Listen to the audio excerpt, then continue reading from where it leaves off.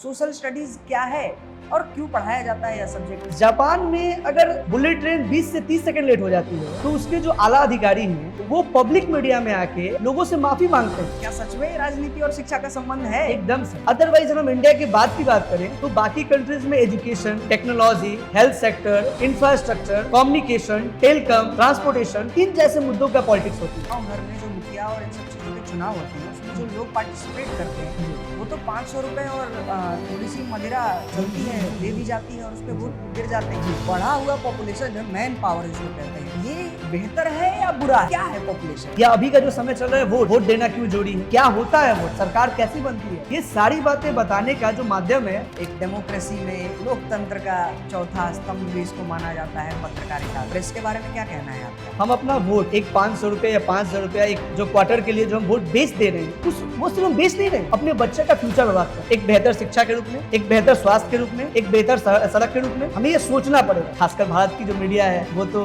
एक पक्ष को ही ज्यादा बता देते हैं। जी, बैलेंस मीडिया एक तरह से बैलेंस न्यूज कि आप एक पक्ष और फिर दूसरा पक्ष, दोनों पक्ष को साथ में मिला के दिखाएं। इंडिया और चाइना के पॉपुलेशन लगभग 1 करोड़ 42 लाख के करीब में है और हम इंडियन चाइना को पार कर चुके हैं, लगभग 40-60 लाख के ऊपर ही है। चाइना ने अपने यहाँ ह्यूमन पॉपुलेशन को एक एसेट के तौर पर यूज किया और एसेट के तौर पर उनको proper training, proper education, proper health care दिया और वहाँ जो गरीबी है 0.4%। प्रेस और media it is the fourth pillar of democracy. यह वह अंग है जो कहीं ना कहीं अपने तरीकों से समाज में बदलाव लाता है। जूस हो गया, मैगीज हो गए या कुरकुरे ये हो गया, इन वजहों से हमारा देश कैंसर का हब बना हुआ है। पॉलिटिक्स क्षेत्र जो है बहुत अच्छा क्षेत्र है, इसको कुछ चंद नेताओं ने, लोगों ने गंदा बना दिया। ऐसे बहुत बढ़िया क्षेत्र है, इतने तमाम जो पॉलिटिशियन हुए, लाल बहादुर शास्त्री के रूप में, नेहरू के रूप में, अटल बिहारी वाजपेयी के रूप में, कि इन लोगों ने जो देश को दिया सर उसको भूल नहीं सकते। हमारे देश क्या स्थिति थी पहले और आज स्थिति कितनी बढ़िया है।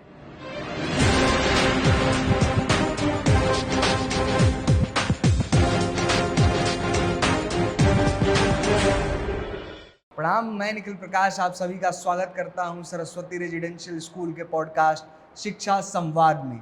आज हमारे बीच मौजूद हैं हमारे अपने प्रिंस कौशिक सर, जो कि पॉलिटिकल साइंस के शिक्षक हैं और कक्षा 9वीं और 10वीं को पढ़ाते हैं। मैं आप सभी को बता दूं कि हमारे प्रिंस सर जितना अच्छा पढ़ाते हैं उतनी ही अच्छी उनकी बोली है और वो बेहद ही मुखर होकर के अपनी बातों को रखते हैं। मैं स्वागत करता हूं प्रिंस सर आपका हमारे शो में शिक्षा संवाद में। एक छोटा सा परिचय सर हमने दिया है, जितने दिनों से आपको मैं देखते आया हूं, मैं चाहूँगा कि आप हमारी जनता को अपना परिचय दें। मैं प्रिंस कौशिक, मैं सोशल साइंस पढ़ाता हूं।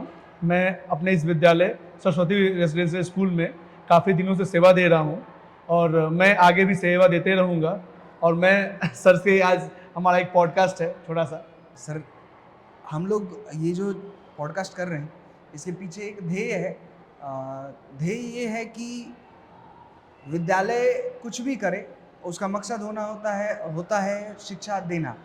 एक पॉडकास्ट हमारी एक कड़ी है शिक्षा देने में। जैसे मान लीजिए कि यहाँ का बच्चा है, जो हमारे पास पढ़ रहे हैं बच्चे तो ठीक है, हमसे शिक्षा ले रहे हैं, लेकिन जो दूर बैठे हैं उनको उन तक शिक्षा कैसी पहुँचाई जाए, उसका एक साधन हम लोगों ने ढूंढा है पॉडकास्ट। तो पिछले 7 वर्षों से सर आप शिक्षण का कार्य कर रहे हैं और अलग अलग जगहों पर आपने काम किया है और हम सौभाग्यशाली हैं कि आप हमारे साथ हैं और आशा करते हैं कि आपको भी ऐसा ही महसूस हुआ हमारे बारे में भी। और इसको शुरू करते हुए सर हम लोग शुरुआत, सबसे पहला सवाल जो मैं आपसे पूछना चाहूँगा सर वो है कि सोशल स्टडीज़ क्या है और क्यों है, क्यों पढ़ाई जाती है, क्यों पढ़ाया जाता है यह सब्जेक्ट बच्चों? सर, सोशल स्टडीज़ एक ऐसा विषय है जिसमें हम समाज को लोगों तक जोड़ पाते हैं, बच्चों तक जोड़ पाते हैं। समाज में ज्योग्राफी क्या है, भूगोल क्या है, राजनीतिक विज्ञान क्या है, अर्थशास्त्र क्या है, पैसे से संबंधित चीज़ें, चाहे ज़मीन से संबंधित चीज़ें, चाहे ये हवा बह रही है तो क्यों बह रही है, ये सारी बातें बच्चों तक बताने के लिए, या अभी का जो समय चल रहा है वोट देना क्यों जरूरी है, क्या होता है वोट, सरकार कैसी बनती है, ये सारी बातें बताने का जो माध्यम है वो हमारा सामाजिक विज्ञान, जिसे हम लोग सोशल साइंस का नाम देते हैं। बिल्कुल, मतलब जिस भी कारणों से यह समाज चल रहा है उसके पीछे का जो विज्ञान है जी, that is the main subject social studies, social science, जो भी हम लोग इसको कहें। जी। ठीक है। तो सर अगर हम लोग पॉलिटिकल साइंस पर अगर बात करते हैं हम लोग पहले, तो अगर इसको तोड़ते हैं तो दो शब्द हैं, पॉलिटिकल और साइंस। पॉलिटिकल सीधा सीधा जिसको हम लोग कहते हैं कि पॉलिटिक्स, राजनीति। जी तो सर क्या है पॉलिटिक्स? सर, पॉलिटिक्स का मतलब जो लोग हमारे समाज में लगाते हैं कि गलत विचारधारा के वजह से किसी को तोड़ना, पॉलिटिकल पार्टी को तोड़ना, ऐसा नहीं है। हाँ जी, कहते भी हैं कि पॉलिटिक्स कर रहे हैं जी। जी जी चार लोग इकट्ठा हो गए, पॉलिटिक्स हो रही है क्या? हाँ, ये एक्चुअली पॉलिटिक्स की परिभाषा नहीं है। पॉलिटिक्स की परिभाषा, राजनीति की परिभाषा ये है कि हम एक अच्छे समाज, एक अच्छे सरकार का गठन कैसे करें, कि वो कौन कौन से तरीके हैं जिससे समाज बेहतर हो, एक देश में आर्थिक क्रांति आए, एक नया परिवर्तन हो, एक जो व्यक्ति है जो नहीं पढ़ा लिखा हुआ है उसमें पढ़ाई की, शिक्षा की बातें कैसे प्रवेश की जाए, राजनीति वो माध्यम है। सर आप तो उस राजनीति की बात कर रहे हैं जिसमें पता नहीं मुझे कितने दिन हो गए ये चीज़ सुने हुए कि कोई शिक्षा की राजनीति कर रहा हो, या फिर उसके क्या कहते हैं वो एक पेपर रिलीज करते हैं लोग ना, जी। जिसमें लिखा हुआ रहता है कि हम क्या क्या ये वादे जो हाँ। जनता से किए इलेक्शन जाते हैं। मैनिफेस्टो। जी, मैनिफेस्टो, जी, बिल्कुल। जी। तो उसमें पता नहीं कितने दिन हो गए ऐसा सुना हुआ कि भाई हमारा जो मैनिफेस्टो है उसमें एजुकेशन भी है। तो क्या सच में राजनीति और शिक्षा का संबंध है? एकदम सर। एक्चुअली क्या है कि अपने इंडिया में पहले बहुत अच्छी तरह से राजनीति होती थी, अब थोड़ी कुछ 30-40 सालों में राजनीति का जो ध्येय है वो बदला है। अदरवाइज हम इंडिया की बात करें तो बाकी कंट्रीज में education, technology, health sector, infrastructure, communication, telecom, transportation, इन जैसे मुद्दों का पॉलिटिक्स होती है। जैसे मैं एक छोटा सा आपको एग्जांपल देता हूं, जापान एक ऐसा कंट्री है जहां बुलेट ट्रेन चलती है, जी, ठीक, और काफी फास्टेस्ट चलती है। जापान में अगर बुलेट ट्रेन 20 से 30 सेकंड लेट हो जाती है तो उसके जो आला अधिकारी हैं वो पब्लिक मीडिया में आके लोगों से माफी मांगते हैं कि मुझसे गलती हो गई है, मैंने 20 सेकंड और 30 सेकंड लेट किया। सेकंड, जहां हमारे इंडिया में घंटों ट्रेन लेट हो जाती है, ट्रेन में पानी की सुविधाएं नहीं होती हैं, वॉशरूम गंदा होता है, और वहां सेकंड लेट हो जाती है तो वो लोग माफी मांगते हैं। It's the quality of education, it's the good politics. बिल्कुल। मतलब असल राजनीति अगर देखें तो शायद जापान में हो रही है, हम लोग वहाँ तक पहुँच नहीं पाए। कैसे पहुँचेंगे सर हम सही राजनीति में? ये हमारे जो भविष्य जिनको हम संवारने का प्रयास कर रहे हैं, ऐसी क्या चीज़ें इनको पढ़ाई जाएंगी राजनीति के बारे में, ताकि कल को जब ये नेता बने, कल जब देश इनके हाथ में जाए, चूंकि जाएगा, जी जी जी, जैसे आज के लोगों के हाथ में है वैसे ही हमारे बच्चे भी कुछ ना कुछ, कोई ना कोई बच्चा ऐसा जरूर निकलेगा जो इस देश के भविष्य को बदलने का कार्य करेगा। जी, जी। और हम तो ऐसा चाहते भी हैं कि पढ़े लिखे लोग राजनीति में हो, तो मेरा ये मानना है कि बेहतर चीजें की जा सकती हैं, और ऐसे लोग जिनको कुछ चीजों से वंचित रखा गया, कुछ चीजों से जो वंचित रहे, किसी भी कारण से रहे, जी। मैं कारण को विशेषता नहीं दूंगा, मैं बस कहूंगा कि अगर जिन्होंने वंचितता देखी है, अगर उनको कुछ विशेष दिया जाए तो वो वैसे वंचित लोगों को विशेष रूप से देखते हैं कि भाई हमें भी नहीं मिला था, आपको भी नहीं मिला है, चलिए मिल करके प्रयास करते हैं कि सबको मिले। जी। तो ये जो बच्चे हमारे पास हैं, हम उनको ऐसा क्या पढ़ा रहे हैं पॉलिटिक्स में कि वो एक अच्छे पॉलिटिशियन बन पाएं? सर, इस विषय को बताने के लिए मैं अलग अलग बातों को तोड़ तोड़ के बताऊंगा। सबसे पहला बात कि एक बेहतर पॉलिटिक्स तब बनता है जब बेहतर लोग पॉलिटिक्स में आते हैं। बिल्कुल। और बेहतर लोग अगर पॉलिटिक्स में आना ही छोड़ देंगे तो जाहिर सी बात ये पॉलिटिक्स उन लोगों का, वो लोग डोमिनेंट हो जाएंगे जो कम पढ़े लिखे हैं या नहीं पढ़े लिखे लोग। तो सबसे पहले जो रिप्रेजेंटेटिव होता है, हमारा रिप्रेजेंटेटिव गांव में मुखिया के तौर पे, अगर हम बात करते हैं एक डिस्ट्रिक्ट लेवल पे तो एमएलए के लेवल पे, एमपी के लेवल पे, वैसे रिप्रेजेंटेटिव को बेहतर चुनना पड़ेगा। और उसके चुनाव में कहीं ना कहीं यह जरूर ध्यान देना पड़ेगा कि वो एजुकेशन पे क्या बात करता है, वो एम्प्लॉयमेंट पे क्या बात करता है, उसकी सोच साइंस और टेक्नोलॉजी को लेकर क्या है। लेकिन सर ये बातें तो हम कर रहे हैं, जैसे अगर एजुकेशन को देखा जाए तो और इसकी अगर परसेंटेज में तुलना की जाए जी। तो मुझे तो ऐसा लगता है कि गांव घर में जो मुखिया और इन सब चीज़ों के चुनाव होते हैं उसमें जो लोग पार्टिसिपेट करते हैं जी वो तो 500 रुपए और थोड़ी सी मदिरा चलती है दे दी जाती है और उस पर जी। वोट गिर जाते हैं। जी जी वो लोग जागरूक कैसे होंगे? ये बड़ा अच्छा प्रश्न है कि सर वैसे लोगों को कैसे बदला जाए। सर बदलने का तरीका बच्चे हैं। जैसे हमारे घर में छोटे बच्चे जो होते हैं उसको देवता का भगवान का रूप माना जाता है और कई बार हम लोग कुछ गलत शब्द भी बोलते हैं, बच्चे आ जाते हैं तो हम लोग रुक जाते हैं। तो उन बच्चों के माध्यम से जो एक कहा जाता है कि child is the future of nation, उससे उनको बदलाव लाना पड़ेगा। उनमें एक बेहतर शिक्षा का प्रसार करना पड़ेगा, शिक्षा का वो माध्यम डालना पड़ेगा कि जिससे वो अपने देश के लिए सोचे, समाज के लिए सोचे और परिवर्तन की बातें करें। तो सर जैसे ये बातें अगर आप देखें तो ये बातें कहने में, सुनने में, किताबों में बेहतर लगती है, लेकिन जब 500 रुपये 5,000 रुपये सामने मिलते हैं और केवल ये प्रस्ताव होता है कि जाकर के एक वोट ही तो देना है और इसके बदले में 5,000 रुपये, थोड़ा सा धन और या फिर कुछ खाने पीने की सामग्री ये दे दी जाती हैं, तब तो ये बातें फिर धूमिल हो जाती हैं। और बच्चों से जब ये बातें पूछी जाएंगी या फिर उनको बताया जाए या फिर अगले दिन अगर आपका बेटा ये सवाल उठाता है कि पापा वोट किसको डालें, और वहाँ पे तो ये बात एक बच्चों को ये बताई जा सकती है कि भाई 5,000 रुपया दे रहा था, तुम्हारा बात तो हम सुनते मगर ये 5,000 रुपया तो चला जाता। सर ये समझना पड़ेगा उन सभी माता पिताओं को, उन सभी लोगों को कि क्या हम अपना वोट एक 500 रुपये या 5,000 रुपया एक जो क्वार्टर के लिए जो हम वोट बेच दे रहे हैं वो सिर्फ हम बेच नहीं रहे हैं, बल्कि उसके साथ साथ अपने बच्चे का फ्यूचर बर्बाद कर रहे हैं।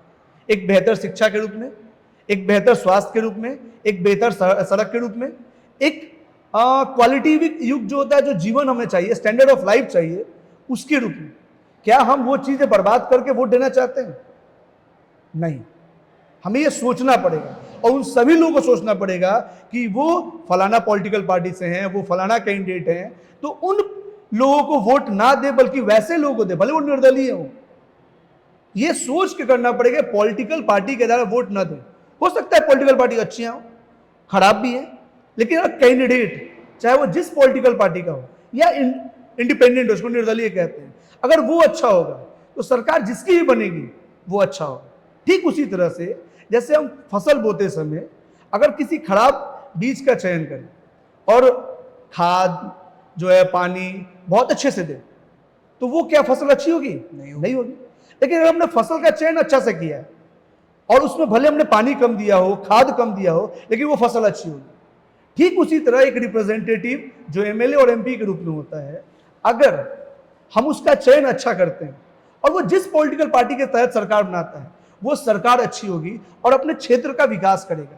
कहने का मतलब है कि 500 रुपये और 5,000 रुपये के बदले अपना भविष्य देखा जाए। सर जैसे इसको ऐसे समझें अगर कि एक और उदाहरण लेते हैं, जैसे मान लीजिए कि हम अभी बेटा में हैं हम लोग, जी ठीक है, बेटा में हमारे आसपास के लोगों को जब देखेंगे, जैसे यहाँ पे शराबबंदी है, जी बिहार में हाँ, शराबबंदी है, हाँ, हाँ। लेकिन शराब पिए हुए लोग दिखते रहते हैं, जी किसी भी गैर कानूनी हाँ, ढंग से हाँ, वो हाँ, पीते हैं हाँ। और पुलिस भी उनके फिराक में रहती है, उनको पकड़ते चलती पकड़ने है। के लिए। सर लेकिन आज के डेट में गैर कानूनी काम करके और जैसे व्यक्ति लोग जो घूमते हुए नजर आ रहे हैं, क्या उनको ये शिक्षा देना कि तुम भविष्य की बात सोचो और उसके हिसाब से जाकर के वोट दो, जिसको अपने कल की चिंता नहीं, नहीं जो आने वाला कल आने वाला हो सकता है वो जेल में हो, जी जी जी जी उसके ऊपर जुर्माना लगे, हाँ, घर में फिर राशन नहीं जाए, है ना, जिसको कल की चिंता नहीं है वो अपने बच्चों के 20 साल के बाद का भविष्य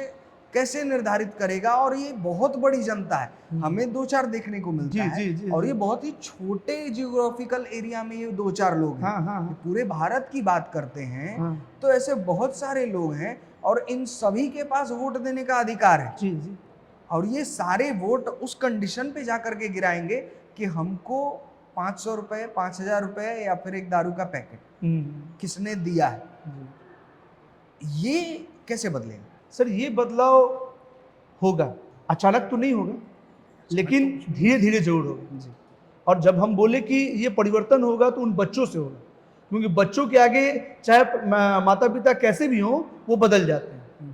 तो हम शिक्षक और आप जैसे विद्यालय संचालक की यह जिम्मेवारी ज्यादा है कि जो बच्चों को शिक्षा दे रहे हैं उसमें अपना 100% बेहतर दें, और पढ़ाने की जो बातें हैं वो एक किताबों तक ना सीमित रहे, बल्कि वो सामाजिक परिप्रेक्ष्य में और जीवन के परिप्रेक्ष्य में वो कितना उसको बदलाव ला रहा है, कितना वो परिवर्तित हो रहा है।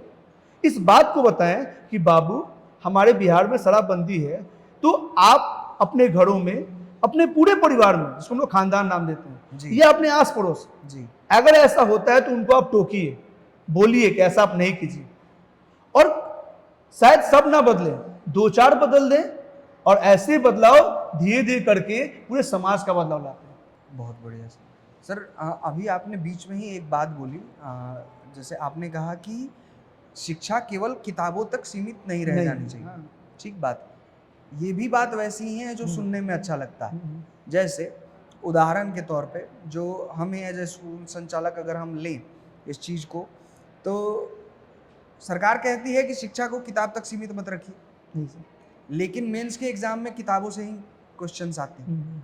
सरकार कहती है कि शिक्षा को किताबों तक सीमित मत रखिए, लेकिन नीट का एग्ज़ाम देने जो बच्चा जाता है उससे पिछले 50 सालों में जो भी चीज़ें किताब में लिखी हुई हैं उससे ही परीक्षा देना है।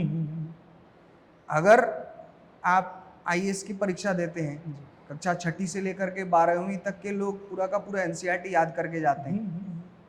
ये तो बात घुमा फिरा करके वही आ गई। नई शिक्षा नीति कुछ कुछ चीज़ें कह रही है, नई शिक्षा नीति में कुछ कुछ बदलाव हो रहे हैं। जैसे अभी 6 का सिलेबस जो हम लोगों के पास आया, उसमें 1 महीने का एक ये सबसे पहली बार हम लोगों ने देखा कि ब्रिज कोर्स बना करके भेजा गया। ईवीएस से एसएसटी और साइंस में बदलाव को देखते हुए सीबीएसई ने एक ब्रिज कोर्स बना के दिया कि आप कैसे बच्चों को इंट्रोड्यूस करेंगे अलग अलग सब्जेक्ट से।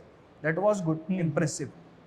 लेकिन आगे की जब बात हम लोग करते हैं, जैसे आप 10th में एसएसटी पढ़ा रहे हैं, ठीक है, आपको ना चाहते हुए बच्चों को ऐसी चीज़ें, जैसे मैं पढ़ रहा था एक दिन एनसीईआरटी का प्रीफेस आता है आगे में, उस चीज़ को जब मैं पढ़ रहा था तो उसमें साफ साफ लिखा हुआ था सर कि बच्चों को केवल किताबी ज्ञान ना दें। आप किताब दे रहे हैं मगर किताबी ज्ञान ना दें, आपको उनको बाहर की भी चीज़ें जैसे कैसे पॉसिबल। अभी आपने भी एक शब्द कह दिया, एक लाइन कही, मैं इतनी सारी बातें मैं भूल गया। इसके पीछे कारण बस एक ही है सर।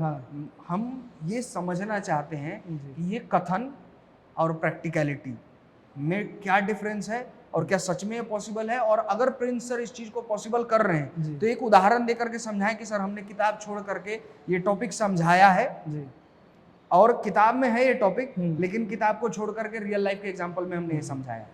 सर हम एक क्लास 9 का एक टॉपिक है chapter 2 people as a resource का रोल ऑफ हेल्थ। जैसे हेल्थ है, role of health in the human capital formation. तो उसमें हम बच्चों को हेल्थ के बारे में, हेल्थ के इंडिकेटर्स के बारे में बताते हैं। तो इसके अपार्ट जो है हमने ये बच्चों को बताया कि ये गर्मी का सीजन है, और गर्मी का सीजन है तो इसमें आप क्या कर रहे हैं, आप सभी प्लास्टिक का बोतल यूज कर रहे हैं। और जैसा कि हम सभी जानते हैं प्लास्टिक के बोतल में ज़्यादा गर्म खाना या गर्म चीज़ें डालने और ज़्यादा ठंडा डालने से उसके जो माइक्रो पार्टिकल्स हैं वो टूटते हैं और वो वाटर के माध्यम से हमारे बॉडी में जाते हैं। और इन्हीं सब वजहों से, या एक और एग्जांपल ले लें कि हम जो पैक्ड फूड खा रहे हैं, वो पैक्ड के फूड के रूप में जूस हो गया, मैगीज हो गए या कुरकुरे ये हो गया, इन वजहों से हमारा देश कैंसर का हब बना हुआ है। आपको बताते हुए सर ताजुब होगा मुझे कि India is the capital of cancer. Capital of cancer, पूरे वर्ल्ड में सबसे ज्यादा मरीज जो हैं वो कैंसर के इंडिया में है। और इसका मेन वजह है पैक्ड फूड खाना। इसका मेन वजह है कि हम जो पानी का बोतल जाते हैं, ठंडा का बोतल खरीद लेते हैं, जबकि एक बोतल स्टील की भी आती है और ड्यूरेबल होती है सर। बस उसका रख रखाव थोड़ा सा हैक्टिक होता है, उसको गर्म पानी से साफ सफाई करना, अदरवाइज जो ड्यूरेबल होती है। एक बोतल आप आसानी से 3-4 साल चला सकते हैं, लेकिन एक प्लास्टिक का बोतल आप हार्डली से 2 से 3 महीने नहीं चला सकते, और उससे शरीर को नुकसान है। एक छोटा सा एग्जाम्पल देना चाहूंगा सर। जैसे हम लोग को अभी गर्मी है, प्यास लगी, हमारे पास ऑप्शन है कहीं जूस का कोई ठेला है, गन्ने का जूस है और बगल में बेच रहा है स्ट्रिंग, आजकल बच्चों के लिए बहुत पॉपुलर हुआ है। तो बच्चे क्या होते हैं, स्ट्रिंग देख के जो कंपनीज ऐड करती हैं उस हिसाब से वो खरीद लेते हैं। और वो स्ट्रिंग कोको कोला कंपनी और एक और कंपनी है हमारा, वो कंपनी 20,000 करोड़ का व्यापार करती है इंडिया से एक साल में। और वो बेचारा जूस का ठेला लगाया हुआ है, जो गन्ना का जूस बेच रहा है, बेल का जूस बेच रहा है, नींबू पानी पी रहा है, जो बॉडी के लिए हाइजेनिक है। उस कोल्ड ड्रिंक पे भी लिखा होता है कि जो कंजप्शन है वो 500 ml से ज्यादा नहीं लिखना करना है, जो प्रेग्नेंट लेडी है उनको यूज नहीं करना है। क्यों लिखा हुआ है? कहीं ना कहीं वो बॉडी को इफेक्ट कर रहा है। लेकिन हम हेल्थ में पढ़ाते समय उन बच्चों को यह बात ध्यान दे रहे हैं, और बच्चे परिवर्तित हो रहे हैं सर। मैंने अपने पढ़ाई को बस किताबों तक सीमित नहीं रखा, उनको प्रैक्टिकल एजुकेशन दिया कि बच्चे खाने पीने से लेके, पैक्ड फूड से लेके, और जो हमारे देश की अर्थव्यवस्था छोटे छोटे स्मॉल स्केल इंडस्ट्रीज पर डिपेंड करिए, छोटे जो ठेले रेवड़ी लगाने वाले उस पर डिपेंड करती है।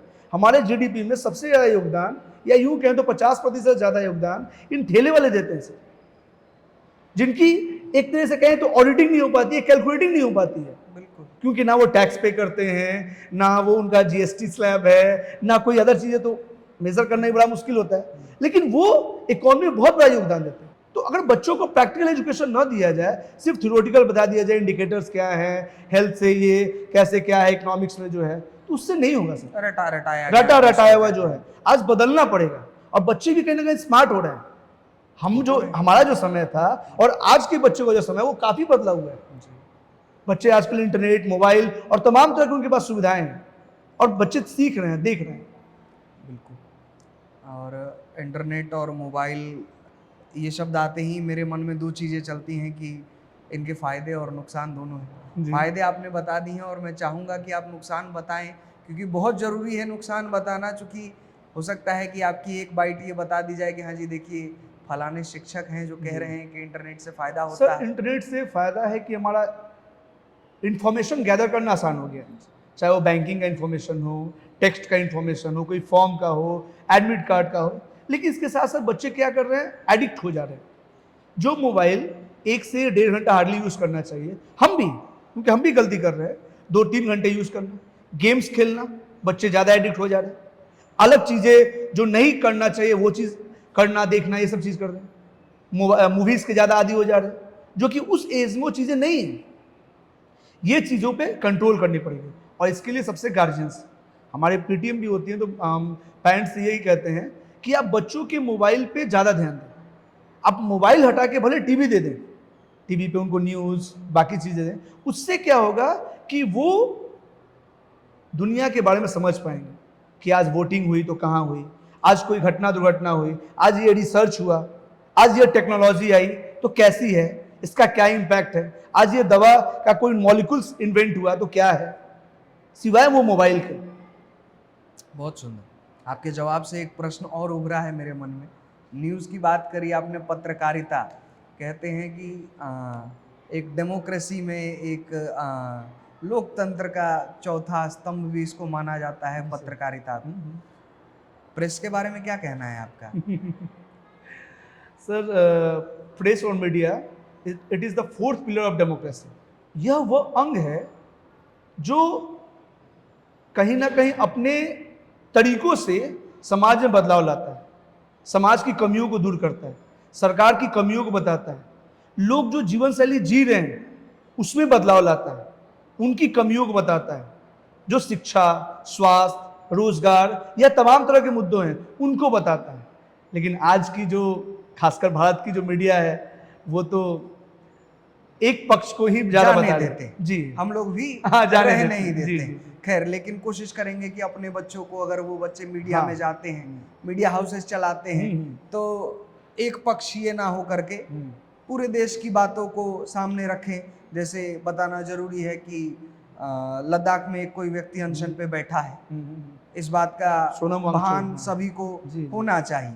खैर, उसको कहते हैं बैलेंस्ड, एग्जैक्टली बैलेंस्ड मीडिया, एक तरह से बैलेंस्ड न्यूज, कि आप एक पक्ष और फिर दूसरा पक्ष, दोनों पक्ष को साथ में मिला के दिखाएं। बिल्कुल। और चूंकि लोगों का हर चीज में इंटरेस्ट होता है, तो मुझे ऐसा लगता है कि भारत की जनता को अब इस चीज में इंटरेस्ट नहीं रहना चाहिए कि फलाना फिल्म स्टार ने अभी 2 दिन पहले किसको थप्पड़ मार दिया। ये न्यूज की हेडलाइंस नहीं चाहिए आज की जनता को, और अगर चाहिए भी तो नहीं देनी चाहिए। यह मीडिया का कर्तव्य होना चाहिए कि हमारे भविष्य जो इस भारत के भविष्य हैं, जो भारत के लोग हैं, जिनसे सब कुछ चलना है, उनको क्या परोसा जाए। खैर, हम कोशिश करेंगे कि अपने बच्चों को निगेटिव चीज़ों से बचा कर उनको ये चीज़ें समझा करके कि भ्रामक खबरों के, भ्रामक टिप्पणियों पर न जा करके आप जिस चीज़ के लिए लगे हुए हैं, जो भविष्य अपना देखना चाहते हैं, उस पर काम करें, तो हम लोग एक बेहतर भारत का निर्माण कर सकेंगे। इसीलिए सर हम लोग बच्चों को बोलते हैं जी कि न्यूज़पेपर पढ़ो, जी एक न्यूज़पेपर डेली पढ़ो, हिंदी और इंग्लिश दोनों, सर, सिवाय टीवी देखने और जैसे मीडिया सर, में। आपत्ति अगर पर्सनली मुझसे पूछे तो उससे भी है, क्योंकि जिस देश के अखबार के पहले पन्ने पर गुटखे का प्रचार भारत के 3 दिग्गज लोग कर रहे हों, तो भारत तो किस दिशा में जा रहा है। एक बहुत अच्छा स्लोगन पढ़ा था हमने कि भारत के अखबार में पहले पृष्ठ पर अगर गुटखे का ऐड रहेगा तो हर कोने में गुटखे की पीक भी रहेगी।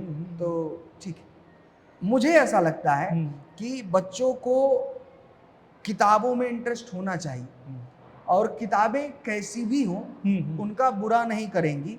और यहाँ पर ये भी एक कंट्रोवर्सी हो सकती है इस पर भी कि कैसी भी क्यों हो, कैसी भी तो सही बात है, किताबें बहुत सारी ऐसी हैं जो बच्चों को नहीं पढ़नी चाहिए, दैट्स रियलिटी। तो उसमें एक फिल्टर लगाओ उनके पेरेंट्स का, जी, उनके पेरेंट्स इस चीज़ को समझें कि ये किताबें आपके बच्चों के लिए सही है, ये किताबें सही नहीं है। स्क्रीन टाइम बच्चों को जितना कम से कम दिया जाए उतना बेहतर, और जितनी उनकी परिपक्वता, मैच्योरिटी जितनी बढ़ती जाए उतना ज़्यादा दिया जाए। जैसे अगर हम और आप, अब हम दोनों अगर अपनी बात करें तो लगभग हम लोग एक उम्र के ही हैं, 27, 28, 30 साल के हम लोग भी यंग कहे जा सकते हैं। हाँ एकदम सर, है ना। तो हम लोग भी आकर्षित हैं फोन्स की तरफ, लेकिन अगर 10-15 मिनट समय हमारा खराब होता है तो हमारा मन ये हमसे कहता है कि गलत कर रहे हैं। ये परिपक्वता हमारे पास है, हमारे पास और भी काम है, और हमको वो याद आ जाता है। मगर ये बच्चे हैं, इनके ऊपर एक फिल्टर होना चाहिए, लोग होने चाहिए देखने के लिए। इस चीज़ पर हम लोग बात, और फिर से बीच में कुछ पॉइंट्स आएंगे तो हम लोग करेंगे। आगे बढ़ते हुए सर, पॉलिटिकल साइंस पे हम लोग बात कर रहे थे, मीडिया चौथा स्तंभ है, उस पर बात कर, बाकी 3 स्तंभों की भी बात करते हैं सर। पहला स्तंभ है हमारा लेजिस्लेटिव, जी, second executive and third judiciary. अंग्रेजी खराब है सर हमारी, तो हमको देखते हुए कृपया आप हिंदी में बताएं। जी, जुडिशरी का अर्थ होता है न्यायपालिका, जी, एग्जीक्यूटिव का अर्थ होता है कार्यपालिका, जी, और लेजिस्लेटिव का अर्थ होता है विधायिका। तो लेजिस्लेटिव यानी जो विधायिका है वो अंग है जो कानून बनाने का काम करती है, जी, चाहे नए कानून बनाने हो या पुराने कानूनों में संशोधन करना हो, जिसको मॉडिफिकेशन कहते हैं, विधायिका जी। और ये काम जो है राज्य स्तर पे एमएलए और एमएलसी करते हैं, ठीक है, और केंद्र स्तर पे अगर बात करें तो एमपी ऑफ राज्यसभा और एमपी ऑफ लोकसभा, ठीक है। वो जो नियम कानून बनाएंगे उसको एग्जीक्यूट करना, उसको इम्प्लीमेंट करना, लागू करवाने का काम जो है वो कार्यपालिका का है। और कार्यपालिका में जितने भी ब्यूरोक्रेट और सिविल सर्वेंट्स आते हैं, आईएएस, आईपीएस, आईआरएस, आईएफएस, ऐसे लोग हैं, और वो उसको लागू करने का काम करते हैं। न्यायपालिका का कार्य है कि वो उन लोगों पर एक्शन ले जो कानून को तोड़ने का काम कर रहे हैं, कानून को नहीं मानने का काम कर रहे हैं, या एक तरह से प्रोटेक्ट द लॉ, कानून बचाने का भी काम करते हैं। इसको एक छोटा सा एग्जांपल आपको समझाते हैं बहुत अच्छे से, हमारे दर्शक लोग भी समझ जाएंगे। फरवरी 2019 में मोटर व्हीकल अमेंडमेंट एक्ट हुआ, ठीक है, यानी मोटर व्हीकल एक्ट में अमेंड हुआ। पहला जो लॉ था वो यह कहता था कि अगर हम हेलमेट नहीं पहनते हैं तो 100 रुपया फाइन, लाइसेंस नहीं है तो 500 रुपया फाइन, रैश ड्राइविंग करते हैं तो 1000 रुपया फाइन। नया जो लॉ है 2019 का मोटर व्हीकल अमेंडमेंट एक्ट जिसको हमने कहा, उसमें अमेंडमेंट जो हुआ उसको 10 टाइम्स कर दिया गया, जितने भी फाइन थे उसको 10 टाइम्स कर दिया गया। तो उसको लागू, उसको बनाया किसने? विधायिका ने, ठीक है, सेंट्रल लेजिस्लेचर ने। कई सारे स्टेट लेजिस्लेचर ने इसको कुछ फाइन को कम भी किया, अपने बिहार में एज इट इज है। जो एग्जीक्यूटिव बॉडी है, यानी जितने भी राज्य के ट्रैफिक पुलिस है, ट्रैफिक एसपी, ट्रैफिक कमिश्नर और उसके नीचे जो लोग हैं, वो उसको लागू कराने का काम करेंगे। कोई ऐसा तो नहीं है जो उसको तोड़ रहा है तो उस पर फाइन करने का। बिल्कुल। अब जो कॉमन पीपल है, किसी भी वजह से ट्रैफिक पुलिस से झगड़ा कर ले, नहीं फाइन देंगे, ऐसा वैसा, तो उस पर जो न्यायपालिका है वो एक्शन लेने का काम करेगी। चाहे वो 1 रुपये का पेनाल्टी हो, चाहे 1 लाख रुपये पेनाल्टी हो, चाहे वो 1 दिन का पेनाल्टी हो, चाहे 10 साल का पेनाल्टी हो, वो डिपेंड करता है क्राइम टू क्राइम। तो ये डेमोक्रेसी के 3 पिलर हैं। और चौथा जो इन सबको दिखाने का काम करता है वो मीडिया है। क्या बात है, बहुत सुंदर से, बढ़िया। सर इस चीज को और अलग अलग रूपों में समझे, जैसे आपने नाम लिया अभी लोकसभा, राज्यसभा जी। और एक और हम लोग अभी जिसके चुनाव होने वाले हैं वो है लोकसभा के ही चुनाव। अच्छा, अभी लोकसभा जी, के जी, चुनाव है, लोकसभा, सॉरी। जी। तो एक होती है विधानसभा। हाँ, विधानसभा। विधानसभा राज्यों मतलब में। विधायक का चुनाव। हाँ, हाँ। लोकसभा का मतलब एमपी MP, का हाँ, चुनाव। जी, जी, जी। और राज्यसभा में भी MP ही होते हैं। एमपी में ही जी, होते जी। एमपी ही होते हैं। चलिए ठीक है सर, एक एक करके समझते हैं इन तीनों को भी हम हाँ। कि सबसे पहले तो हमारे नजदीक जो है वो हाँ। है विधानसभा। विधानसभा जी अभी चल रहा है सांसद का चुनाव जो है, अभी जी। 2024 में सांसद चल रहा है, तो हम लोग लोकसभा MP ऑफ लोकसभा समझते हैं। जी लोकसभा से भारत के प्रधानमंत्री चुने जाते हैं, ठीक है और ये भारत में अलग अलग जो संसदीय क्षेत्र है, जी। जैसे पटना साहिब हो गया, हम्म, सारण हो गया, जी। महाराजगंज हो गया, जी। सिवान हो गया, जी। कटिहार हो गया, सहरसा हो गया, सुपौल हो गया। अब बिहार में जो संसदीय क्षेत्र की संख्या है वो 40 है, ठीक है और ऑल ओवर इंडिया में 543 है, ठीक है और इसका चुनाव जो है हर 5 साल के अंतराल पे होता है। ठीक है। इसके मेंबर्स MP कहलाते हैं, मेंबर ऑफ पार्लियामेंट। पार्लियामेंट। इनका टेन्योर 5 साल के लिए होता है। ये एक तरीके से इनके पास जो अधिकार है वो मनी पावर से संबंधित है, मनी बिल जिसको कहते हैं। अच्छा, कोई भी मनी बिल आता है तो सबसे पहले लोकसभा में उस पर चर्चा और बहस होगी। ठीक है राज्यसभा के पास सिंपल पावर है कि वो उसको 14 दिन तक डिले कर सकता है। ठीक है।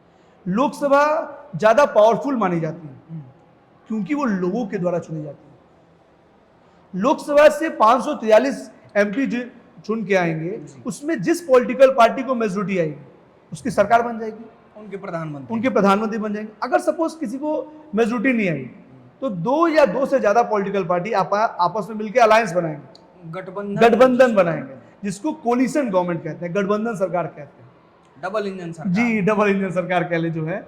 और इस तरीके से क्या होता है, जो 2014 से पहले की सरकार थी जो कांग्रेस की, 2004 से 14, या उससे पहले जो बीजेपी की सरकार अटल बिहारी वाजपेयी के रूप में थी, वो भी गठबंधन की सरकार थी, 2 से ज्यादा पार्टियों ने मिलकर सरकार बनाई। ये तो MP ऑफ लोकसभा का हो गया लोकसभा के बाद। राज्यसभा जो होता है ये पार्लियामेंट का एक दूसरा, इसको अपर हाउस भी कहते हैं। अच्छा, इसके जो प्रतिनिधि होते हैं उनको भी MP कहते हैं। इनका कार्य 6 साल का होता है। अच्छा, लोकसभा भंग हो सकती है अगर सरकार जिसकी मेजोरिटी नहीं हो तो बीच में गिर गई, या प्रधानमंत्री ने रिजाइन दे दिया। लेकिन राज्यसभा किसी भी केस में भंग नहीं होती है, जिसको हम इंग्लिश में कहते हैं डिसॉल्व। अच्छा, क्यों नहीं होती है? इसका रीजन ये है कि उसके 1/3 रिप्रेजेंटेटिव जो है हर 2 साल में बदलते रहते हैं, उनका चुनाव होता है। और ये चुनाव कहाँ होता है? ये चुनाव प्रत्येक राज्यों से होता है।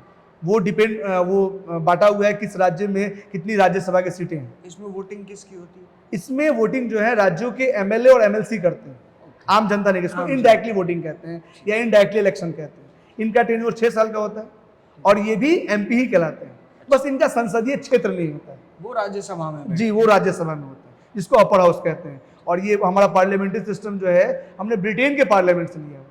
अच्छा, ये हमारा नहीं, जी, हमने ब्रिटेन के पार्लियामेंट से लिया। राजतंत्र था। जी जी जी। और इससे हमने बहुत सारे कंट्रियों से बहुत सारी चीज़, हमारा संविधान बन रहा था तो लगभग 10 अलग अलग देशों से अलग अलग चीज़ हमने लिया है। जैसे फंडामेंटल राइट्स हमने अमेरिका से लिया हुआ है, पार्लियामेंट्री सिस्टम हमने ब्रिटेन से लिया हुआ है, कॉन्स्टिट्यूशनल अमेंडमेंट की प्रक्रिया साउथ अफ्रीका से लिया हुआ है हमने। ऐसे तमाम चीज़ें हैं जो अलग अलग कंट्रियों से ली है। और जाहिर सी बात, अच्छी बात है, किसी से ली जानी चाहिए। कुटुंबकम सर, ऐसे भी पूरा संसार हमारा परिवार है। परिवार है। चलिए, आपके इस और एक और जवाब से एक और प्रश्न अब मेरे मन में आया है। जैसे आपने कहा संविधान, ये बहुत विदित है और ये बहुत जरूरी है। जी सर। और एक कवि है हमारे कुमार विश्वास जी, जिनका मैं बहुत बड़ा फैन हूँ। जी जी। उन्होंने कहा भी था एक अपने वाचन में कि अगर मेरे सामने तुम संविधान रख दो और दूसरे तरफ मेरी मजहबी पुस्तकें या फिर मैं जिसको मानता हूँ पुस्तक रख दो, अगर मेरा हाथ पहले संविधान को ना छूता हो तो मैं इस देश में रहने लायक नहीं। संविधान को समझते हैं सर? जी sir. Constitution is the set of rules, regulations and laws. ये नियम कानून का एक किताब है जिसे गढ़ने का काम 11 दिसंबर 1946 से शुरू हुआ। एक्चुअली इससे पहले भी शुरू हुआ था, लेकिन वो प्रक्रियाएं प्रोसेस में थी। हमारे क्रांतिकारी नेताओं के द्वारा पहली बार इसे मोतीलाल नेहरू और 8 अन्य सदस्यों के द्वारा किया गया था। लेकिन फाइनली जो है 11 दिसंबर 1946 से इसे बनाना शुरू किया गया और ये बन के तैयार हुआ था 26 नवंबर 1949 को, लेकिन 2 महीने बाद इसे लागू किया गया 26 जनवरी 1950 को, जिसे हम लोग गणतंत्र दिवस यानी रिपब्लिक डे के रूप में मनाते हैं। बिल्कुल। ये संविधान इसलिए इंपॉर्टेंट है क्योंकि हमारे देश में कोई भी व्यक्ति हो, कोई भी बड़ा से बड़ा पॉलिटिशियन हो, बिजनेसमैन हो, इंडस्ट्रियलिस्ट हो, पावरफुल लोग हो, वो सारे लोग, इवन पीएम प्रेसिडेंट भी संविधान के नीचे आते हैं। सर्वोपरि है संविधान, सर्वोपरि है, सबसे ऊंचा है। और यह बनाया गया कोई 1-2 साल के लिए नहीं, हजारों सालों के लिए। लोग बदलते रहेंगे, पीढ़ियां बदलती रहेंगी, सरकारें बदलती रहेंगी, संविधान वही रहेगा। इसमें थोड़े बहुत मॉडिफिकेशन समय के हिसाब से करने पड़ते हैं, जरूरत होती है, जरूरत के हिसाब से। बिल्कुल। सर क्या कहता है हमारा संविधान? संविधान सर, इसमें आर्टिकल्स की संख्या आज के डेट में 465 प्लस है। जब 465 आर्टिकल्स, उससे ज्यादा है। अच्छा, उससे ज्यादा। हाँ, और एक आर्टिकल्स के अंदर सब आर्टिकल्स, और एक सब आर्टिकल्स के अंदर कई सारे क्लॉज है। तो सर ये कौन से लोग हैं जो इनको पूरी तरह से पढ़ते हैं? सर इनको पढ़ने का काम मेनली जो लॉ के स्टूडेंट होते हैं, अच्छा, उनको कंपल्सरी, हमारे वकील साहब जी। इसके अलावा हम टीचर्स को भी कुछ पढ़ना पड़ता है, सब तो नहीं, कुछ पढ़ना और पढ़ाना पड़ता है। ठीक है। जैसे बच्चों को फंडामेंटल राइट्स पढ़ाना होता है। ठीक है। फंडामेंटल राइट्स जो है आर्टिकल 14 से लेके आर्टिकल 33 तक, यानी कॉन्स्टिट्यूशन रेमेडीज तक। ठीक है। ये है। जैसे आर्टिकल 1 एक बताते हैं आपको, हमारे जो कॉन्स्टिट्यूशन का है, कहता है कि India is the union of state, और not India, India, Bharat, Hindustan.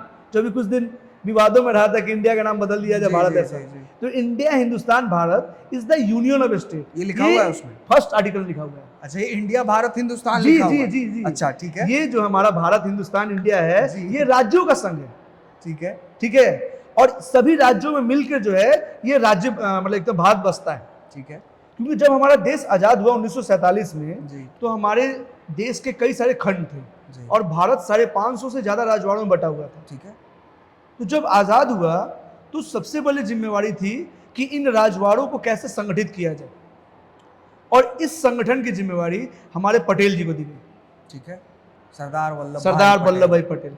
वो पटेल जी ने बहुत ही अलग अलग तरीके से, कूटनीतिक तरीके से, हम लोग डिप्लोमेटिक माइंड कहते हैं, अलग अलग तरीके से उन राजवाड़ों को मिलाने का काम, और इन्हीं वजह से उनको लौह पुरुष, आयरन मैन की उपाधि दी जाती है। और वो 550 राजवाड़ों से 16 मतलब स्टेट में जो होता है, वो जब हमारा संविधान बना तो उसमें 16 स्टेट थे। उन सभी राजवाड़ों को मिला के 16 स्टेट जी की संरचना। मतलब एक अकेले बिहार में 10-12 राजवाड़े थे, यूपी में 15-20, मध्य प्रदेश में 25-30, ऐसे करके राजवाड़े बटे हुए थे। बिल्कुल। उसमें प्रोविंशियल स्टेट और प्रिंसली स्टेट दोनों थे। बिल्कुल। सर इसके बाद फिर जब ये रचना हो गई, फिर आगे संविधान के बारे में हम लोग बातचीत कर रहे थे, वापस आते हैं उस पर कि ये पहला क्लॉज हम लोग कर रहे थे। हाँ, आर्टिकल फर्स्ट, जी जी। India is the union of state. ठीक है। ऐसे ही जो है हमारे आर्टिकल्स की संख्या जब संविधान बनाई गई थी तो 399 थी, और अभी 465 से भी ज्यादा है। ठीक है। और एक आर्टिकल के अंदर कई सारे क्लॉज, कई सारे सब आर्टिकल्स, यानी क्लॉज इसको हम लोग कहते हैं। अगर हम इसी तरह से एक बात करें तो 51, आर्टिकल 51A जो हमारे फंडामेंटल ड्यूटीज को बताता है जी, और हमारे फंडामेंटल ड्यूटीज की संख्या 12 है। ठीक है। ठीक है। इसी तरीके से कई सारे आर्टिकल्स कई सारी बातों को बताते हैं, जैसे राइट टू फ्रीडम हुआ, राइट टू इक्वलिटी हुआ, इस तरह से उसके बटे हुए हैं, पूरे अलग अलग तरह से अलग अलग उसको बांटे गए हैं। पिछले एक और पॉडकास्ट जब हम अशोक सर के साथ शूट कर रहे थे जी, तो उनसे भी हमने इस चीज़ की जानकारी ली थी, ये फंडामेंटल राइट्स की। हम चाहते हैं कि आप भी अपने शब्दों में ये फंडामेंटल राइट्स तो जरूर बताएं। मैं मतलब हमारी ये चाहत है कि जितने भी लोग हमारा पॉडकास्ट देखें उनको एटलीस्ट उनके फंडामेंटल राइट्स याद होने चाहिए, और मैं भी अगर बार बार सुनता रहूंगा तो याद हो जाएगा। तो सर प्लीज एक बार। फंडामेंटल राइट्स जब कॉन्स्टिट्यूशन बनाया गया जी, तो उस समय 7 संख्या थी। ठीक है।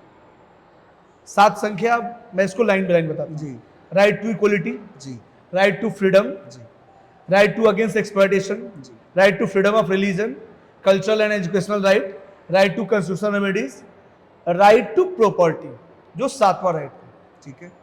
लेकिन ये 7वां जो राइट टू प्रॉपर्टी है, इसे संवैधानिक संशोधन के तहत इसे हटा दिया गया। अब यह जानने की जरूरत है, आपने कैसे पूछा क्यों जी। इसका रीजन ये है कि राइट टू प्रॉपर्टी के तहत सरकार आपकी पर्सनल प्रॉपर्टी में इंटरवेन नहीं कर सकती थी। अच्छा। अगर वहां कोई नेचुरल रिसोर्स निकल गया या वहां से सड़क हमें ले जानी है, ब्रिज या तमाम तरह की चीजें जो डेवलपमेंट प्रोजेक्ट होते हैं, उसके तहत हम नहीं कर सकते क्योंकि वो संपत्ति पहले आपकी निजी संपत्ति है। लेकिन अब उसको जो है जस्ट लीगल राइट पर कर दिया गया। मतलब कोई भी संपत्ति, कोई भी प्रॉपर्टी पहले सरकार की संपत्ति है, उसके बाद आपकी है। वो सरकार जब चाहे तब आपसे ले सकती जी, है। उसको फंडामेंटल राइट से हटा दिया गया। अब वो संख्या जो है फंडामेंटल राइट की संख्या 6 हो गई है। तो सर अगर सरकार चाहे कि अगर मेरा एक मकान है पटना में, तो अगर सरकार की इच्छा हो कि आज ये मकान इनसे ले लेना है तो सरकार ले ले? एकदम सर, आपने देखा होगा दानापुर से बिल्टा रोड चौड़ीकरण हो रहा है जी। और उसमें कई तमाम बड़ी बड़ी बिल्डिंग 3 तल्ला 4 तल्ला जो है टूट गई। वो चाहे तो रोक सकते थे, हम नहीं देंगे। कब जो रोक सकते थे? राइट टू प्रॉपर्टी जब उनके पास होता तो। लेकिन अब वो जस्ट लीगल राइट रहा। तो सर फिर वो कहाँ जाएंगे वो लोग? सर उसके लिए सरकार जो है उनको कंपनसेशन देती है, मुआवजा देती है। वो जमीन दूसरा देती है उसको, या जमीन के बदले पैसा जो उन्होंने कंस्ट्रक्शन किया फ्लोर वाइज उसका वैल्यूएशन के आधार पर उसको पैसा देती है। अच्छा, मतलब जो भी आपका लगा है वो आपको एक तरह से हाँ, वापस मिल जाता है। बनवाना आपको दोबारा पड़ेगा, पैसे आपको मिल हाँ, या फिर जमीन आपको मिल जाती है। बढ़िया, नहीं फिर तो ठीक है सर। हाँ सर। अभी तो मुझे लगा सर वो जिसका टूटता है घर, उसका इमोशन उस घर के साथ जुड़ा होता है। जैसे एक होता है एक मकान होता है, हाँ, और एक दूसरा शब्द हम लोग कहते हैं घर। मकान को घर बनाने में पीढ़ियां लग जाती है, बहुत मेहनत, बहुत वर्ष, और वो अंदर का जो प्यार होता है, जो माहौल होता है, वो घर बनने में समय लगता है। कई बार लोग किराए के मकान को नहीं छोड़ पाते हैं क्योंकि उनको घर मान लेते हैं। जी। तो ये तो चीजें हैं, सही बात। सर वापस आते हैं हम लोग, सारे राइट्स को एक एक करके समझते हैं। जी सर। जितने भी 6 हमारे फंडामेंटल राइट्स हैं। पहला आता है right to equality, article 14 to 18। जी। राइट टू इक्वलिटी जो होता है ये कहता है every people are equal in the eye of the law, either they belongs to any caste, religion, gender, community, language.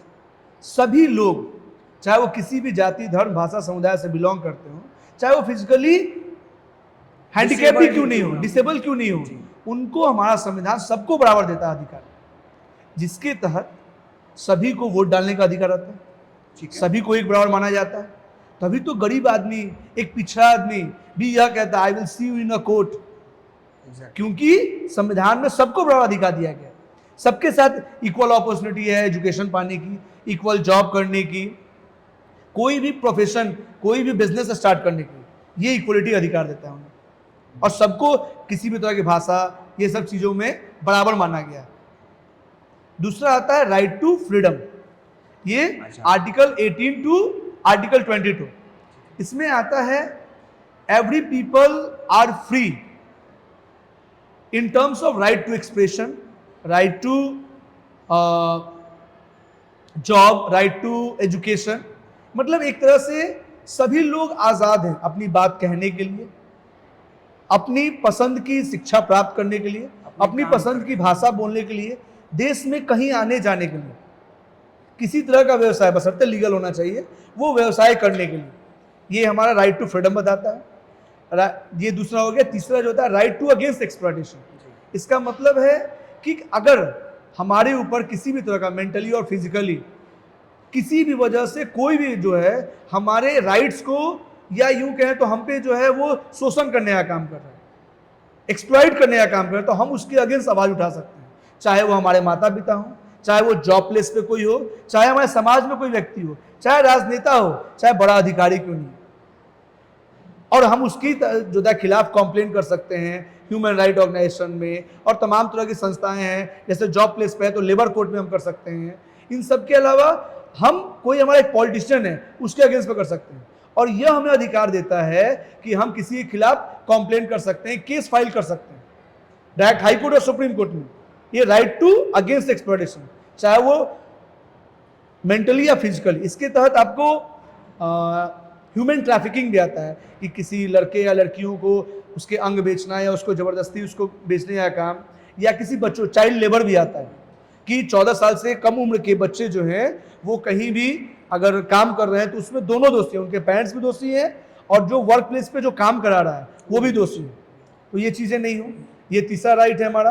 अगला है right to freedom of religion. ये इंडिया का एक बहुत खूबसूरत राइट है, इसे हम कहते हैं, और विशेष राइट है कि हम कोई भी धर्म अपना सकते हैं और सारे धर्मों को एक बराबर तवज्जो, एक बराबर इज्जत दी गई और सभी तरह के धर्मों के लोग अपने धर्म से संबंधी प्रचार प्रसार, पूजा पाठ, भवन का निर्माण कर सकते हैं, चंदा इकट्ठा कर सकते हैं, उसके लिए वो फ्री है। जैसे अगर कोई व्यक्ति जो है क्रिश्चियन है, अगर वो चाहता है हिंदू धर्म में, तो वो हिंदू धर्म हो सकता है। हिंदू धर्म का व्यक्ति चाहे कि कोई अगर मुस्लिम धर्म या बौद्ध धर्म जाए तो वो जा सकता है, ये वो अधिकार देता है। और साथ ही साथ each and every religion are equal in the eye of the law, either the religion या religious people are in majority और माइनॉरिटी। चाहे वो रिलीजियस व्यक्ति या समुदाय जो है अल्पसंख्यक हो या बहुसंख्यक हो, सबको बराबर तवज्जो दी गई। हमारे यहाँ 1% से भी कम क्रिश्चियन है, जैन है, पारसी हैं, उनको भी उतने ही अधिकार है जितना हमारे यहाँ 81% हिंदुओं को है। ये अधिकार उन्हें देता है। ये हमारा चौथा हो गया। पांचवा है कल्चरल एंड एजुकेशनल राइट। जैसा कि हम सभी जानते हैं कि भारत विविधताओं से भरा हुआ है, इतने सारे कल्चर्स हैं, मराठी, तेलुगु, तमिल, बिहारी, उड़ीसा, बंगाली सब हैं। तो सभी तरह के कल्चर के लोग सभी तरह के कल्चर में पहनावा, बोली, भाषा का प्रयोग कर सकते हैं। और यही नहीं, इसके तहत जो है हम सबका सम्मान करेंगे। Each and every culture are respected in our country because it is our fundamental rights. तो इसके साथ साथ एजुकेशन भी है कि हम किसी तरह की भाषाएं पढ़ सकते हैं। जैसे हम इंडिया में हैं और चाहे कि चाइनीज लैंग्वेज पढ़ना, रसियन पढ़ना, फ्रेंच पढ़ना, तो हम पढ़ सकते हैं, ये हमारा अधिकार है। एजुकेशन के तहत एक और अधिकार है कि हम जो है पढ़ाई जो है किसी भाषा के अलावा कोई भी धार्मिक चीज़ों भी हम पढ़ सकते हैं, ये हमें अधिकार देता है।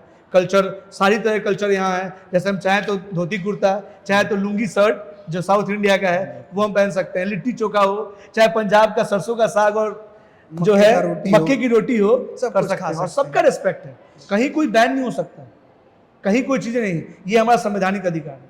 और अगला जो है वो है राइट टू कॉन्स्टिट्यूशनल रेमेडीज। यह अधिकार जो है इन पांचों राइट को प्रोटेक्ट करता है। ठीक है। अंबेडकर ने इस राइट टू कॉन्स्टिट्यूशनल रेमेडीज को कहा है heart and soul of the constitution.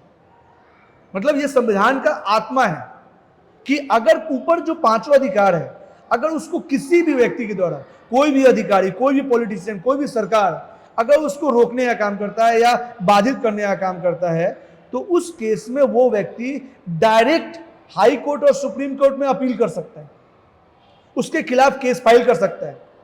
ये उन्हें अधिकार ये देता है, राइट टू कॉन्स्टिट्यूशनल रेमेडीज। बहुत सुंदर सर। कोर्ट की बात जी की सर, आपने। जी सर। कोर्ट की बात करते हैं, हम लोग बिहार में बैठे हैं और अगर डाटा पे बात करें, अगर डाटा पे बात करें तो आज के डेट में अगर कोर्ट में जो लोग हैं उनमें 80 या 90% लोग यूपी के हैं। हमारे बिहार के लड़के लड़कियां या तो डॉक्टर, इंजीनियर, आईएएस, लेबर, खत्म। जी जी जी। हमारे पास जागरूकता नहीं है, हम अपने बच्चों को जागरूक नहीं कर पा रहे हैं कि और भी चीजें हैं जहां तुम काम कर सकते हो। सर कितने सारे ऐसे केसेस हैं जो कोर्ट में पेंडिंग पड़े हैं, जिन पर चूंकि लोग नहीं है ना, लोग नहीं है और काम नहीं करना चाहते हैं, उस जोन में जाना नहीं चाहते हैं, इसलिए वो काम पेंडिंग है। इसकी क्या भारी कमी है। तो आप एज अ सोशल स्टडीज के teacher, as a political science के टीचर, आप अपने बच्चों को प्रेरित नहीं करते। जैसे हमारे यहाँ भी देखिए सर, हमारे यहाँ हमारे पास आर्ट्स और ह्यूमैनिटीज और सबका एफिलिएशन है, मगर एक सिंगल कॉल हमारे पास अभी तक नहीं आया कि सर आर्ट्स में एडमिशन लेना। साइंस में हमारे यहाँ अप्रैल से बच्चे पढ़ रहे हैं, अभी कहीं बच्चे पहुंचे नहीं हैं कि 10th का रिजल्ट आएगा तो पढ़ने जाएंगे। जी जी। हमारे पास साइंस के, मेडिकल और इंजीनियरिंग के 10-15 बच्चे नीचे बैठ के क्लासेस कर रहे हैं कि हमको पुराना छूट गया वो भी करा दीजिए। ठीक है। आर्ट्स का एक सिंगल कॉल नहीं है सर, कॉमर्स का एक सिंगल कॉल नहीं है। हम एज अ पेरेंट्स फेल कर रहे हैं, एज अ टीचर फेल कर रहे हैं, एज अ समाज फेल कर गए। हाँ सर, ये बहुत अच्छा आपने क्वेश्चन पूछा सर जी। और ये कहीं ना कहीं हम सामाजिक विज्ञान के शिक्षक के नाते अपने पढ़ाई को अगर रोचक नहीं बनाते हैं जी, कि बच्चा 10th करने के बाद उस विषय को लेकर अपना कैरियर बनाए, as a journalism, as a law, जी, जिसमें lawyer, वो बिल्कुल जुडिशरी में जुडिशरी जाए। में जा सके जो है, बिल्कुल। या अन्य जो है मास कम्युनिकेशन या जी, अन्य जो फील्ड है बिल्कुल। उसमें वो जा सके। यह हमारे ऊपर बहुत बड़ी जिम्मेवारी है कि हम जो पढ़ा रहे हैं सोशल साइंस, उसको रोचक बनाएं, उसको सामाजिक तौर पे प्रैक्टिकल चीजों पे करके उसको बताएं, चाहे वो ज्योग्राफी हो, चाहे हिस्ट्री जैसा बोरिंग, मतलब हम इसलिए कह रहे हैं क्योंकि हिस्ट्री बच्चे सो जाते हैं, कहते हैं, उसको सोचना पड़ेगा, समझना पड़ेगा, और आज के परिप्रेक्ष्य में उसको बताना पड़ेगा। जैसे एक छोटा सा हम दृष्टांत बताते हैं आपको। फ्रेंच रेवोल्यूशन 9th में है, जी, उसी का extended form the rise of nationalism in Europe है कि नेशनलिज्म कहां से है। जी, अगर वो नेशनलिज्म जो हम पढ़ा रहे हैं कि राष्ट्र के प्रति प्रेम, राष्ट्र के प्रति सेक्रीफाइस होना, ही नेशनलिज्म कहता है, उतने पढ़ा देने से नहीं होगा। उसको बताना पड़ेगा कि बाबू, नेशनलिज्म का मतलब, ट्रू नेशनलिज्म का मतलब इजराइल से जाके सीखो कि वहां जब उस पे वॉर हुई, अटैक हुई, तो लोग भागे नहीं, बल्कि विदेश में जहां लोग रहते थे जॉब या अन्य पर्पज से, वहां से लोग उस कंट्री में आए, महिलाएं, बच्चे रखी हुई हैं, और नीचे जो होता है AK-47 ली हुई है और लड़ रही हैं। ये होता है नेशनलिज्म। नेशनलिज्म का मतलब ये नहीं कि IIT NIT नीट से पढ़े हुए जो बच्चे हैं वो बढ़िया पैकेज मिला MNC कंपनी का, फिनलैंड, ऑस्ट्रेलिया, जर्मनी, इन सब चीजों में 50 लाख का, 1 करोड़, 10 करोड़ का आप चले गए, जहां आपका पालन पोषण हुआ, जहां आपका जन्म हुआ, जिस विद्यालय ने आपको शिक्षा दी, जिस कॉलेज ने आपको शिक्षा दी। एक इंजीनियर बनाने में सरकार का कम से कम 1 करोड़ खर्च आता है। एक डॉक्टर्स को बनाने में नीट में सरकारी कॉलेजों में 2 करोड़ खर्च आता है, और वो आपसे सब्सिडाइज पैसा लिया जाता है। और जब आपको समाज को देने की बारी आई, जब आपको देश को देने की बारी आई, तो आप बढ़िया पैकेज के चक्कर में चले गए। ये नेशनलिज्म नहीं है। नेशनलिज्म का मतलब होता है कि आप अपने देश के लिए हर समय, हर कार्य, हर समय सोचें।